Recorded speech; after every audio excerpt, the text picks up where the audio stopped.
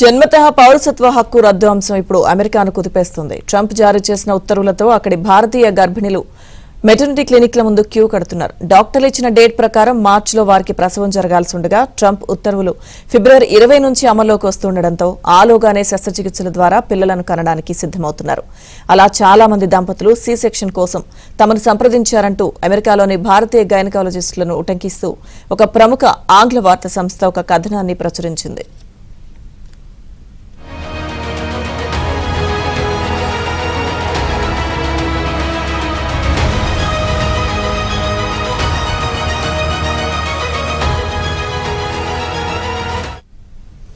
ఈ నెల 20న Trump US అధ్యక్షుడిగా ప్రమాణ స్వీకారం చేసిన వెంటనే పలు కీలక అంశాలపై ఉత్తర్వులు జారీ అయ్యాయి.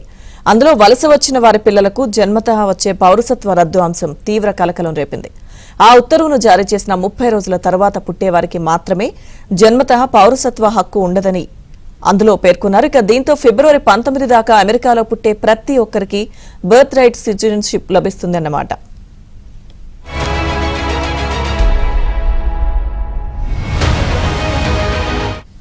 అయితే ట్రంప్ నిర్ణయాన్ని డెమోక్రాట్లు తీవ్రంగా వ్యతిరేకించారు. ట్రంప్ నిర్ణయానికి వ్యతిరేకంగా డెమోక్రాట్ల నేతృత్వంలోని వాషింగ్టన్, అరిజోనా, ఇలినాయిస్, ఒరెగన్ రాష్ట్రాలు సియాటిల్ ఫెడరల్ కోర్టును ఆశ్రయించాయి. అమెరికా రాజ్యాంగం 14వ సవరణ ప్రకారం పౌరసత్వ చట్టం నిబంధనలకు ట్రంప్ ఆదేశాలు వ్యతిరేకమని వాదించాయి.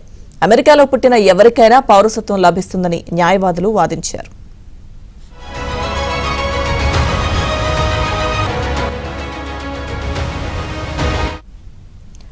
కోర్టు పిటిషన్లు వాదనలతో ఏకీభవించిన కోర్టు ట్రంప్ కు షాక్ ఇచ్చింది. జన్మతః పౌరసత్వ హక్కు రద్దు ఉత్తర్వును కోర్టు తాత్కాలికంగా నిలిపివేసింది. దీంతో గర్భిణులకు ఉపశమనం లభించింది. మరి దీనిపై ట్రంప్ ఏ విధంగా స్పందిస్తారో అన్నది చూడాలి.